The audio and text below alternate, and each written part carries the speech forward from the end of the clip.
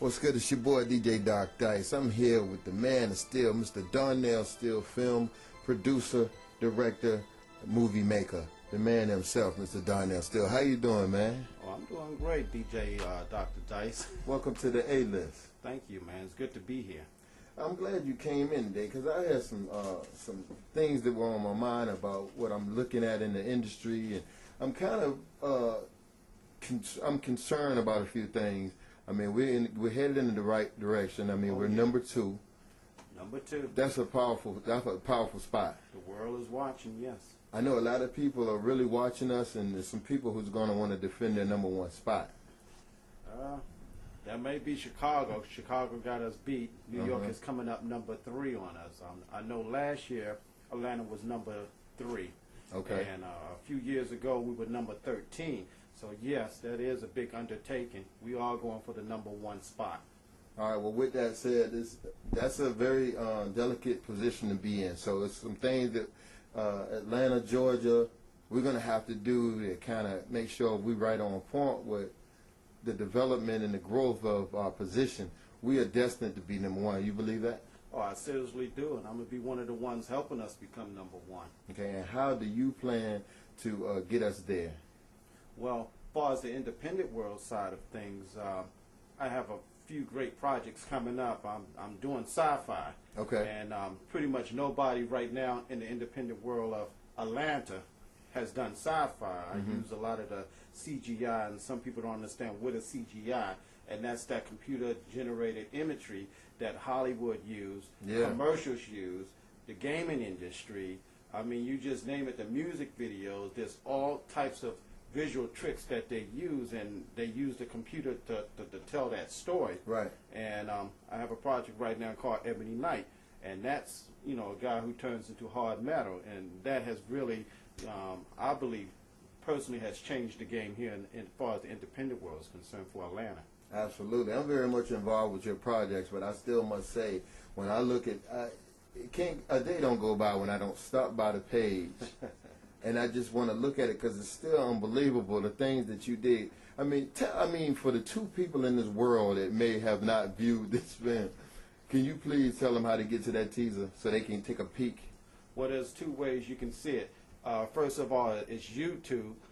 You can type in Ebony Knight movie second teaser to go find it on YouTube. Also, you can go to www.myspace.com/Ebony Knight movie, and it's a official page right now and until later on. But you can see some of the actors already on board, and you can catch the teaser there and see some of the great images of this new superhero. Oh, along with a lot of great production, you still have to have a product. What would you recommend to our actors and our actresses, how they can step their game up? I mean, they're doing great jobs, but we are trying to get to number 1. What advice do you have? I'm in it too. You know, I'm up and coming actor. What advice could you give me? Well, basically, like I tell any and everybody, whatever it is you're going for, practice your craft. I don't care if you have to get on other, you know, smaller projects just to get camera time, and start memorizing those scripts, start pulling out more emotion. And, you know, I found out there's a lot of actors who's taking classes, which is very good right now, you know, to sharpen up their skills. Because, you know, with the new LA companies coming here, they're going to be very harsh on our Atlanta people. They really don't like us. Right. You know, they talk very badly about our Atlanta actors, but we ourselves going to have to prove to them that we are great, just like anybody else in this country, and that we do have a voice and we do have talent. Right. And, you know, me being in both worlds, the music world and the movie world now, I can kind of see and add some input on knowing how to take over the number 1 spot. Music simply did it by unifying. And that's the key thing. You hit it right there, Dice. Unification. That's something I've been trying to stress since last year. And sadly to say, you know, it's been upsetting because a lot of people don't understand what it means to keep unified or stay close to your producers, directors, or other actors. You know, a lot of these actors go to some of the same auditions back to back, weekend after weekend, and some of them, you know, start acting like they don't know, some of these same people they already work with. And I hear many times actors say, oh man, that person dissing me for no reason. And sometimes these people do the same things to directors and producers. They work with you, and then all of a sudden, I don't know you, I don't want to talk to you anymore. And then as soon as you got a project coming on, here they come ringing, your phone or sending you an email. And it's like, look, the first thing that's going to happen is you're going to ruin yourself. I mean, it's so transparent, Dice. I don't think a lot of those people understand what they're doing to themselves. Well, the O.H.P camp is definitely, every time we step into a project, we study the craft first before we even come at it. Oh, and one thing that I saw about acting that was intimidating to a lot of my staff was traditionally you can't even get as close as we have gotten to the directors of Atlanta or directors in Georgia. What is different?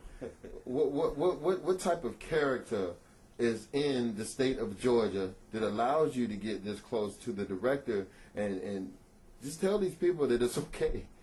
It is okay. I said, basically, the actors here have it made. If you go to L.A. or New York or any other area in this state, they'll tell you you are not allowed to talk to the director or get to the producer, or you're not allowed to talk to the main actors who are, the A-list actors or the big actors. So with you having that type of privilege, which is, soon starting to change more and more, and a lot of people don't realize because, everybody want to step up their game. Everybody want to be Hollywood. And those are, it's just not the same as it is in L.A. So our objective is to get to number one. And the frustration is, I know we're close, but it's just like any race. Don't start slowing down when you get close to the finish line, because there's somebody right there that's just as hungry that's going to take that spot if we're not careful. We really need to stay on point. That's why it's so important to hear your producers and hear your directors. And these movie makers are very close to you guys, close to me. I look at all these projects that I'm in because of my closeness, and I get close to the bosses.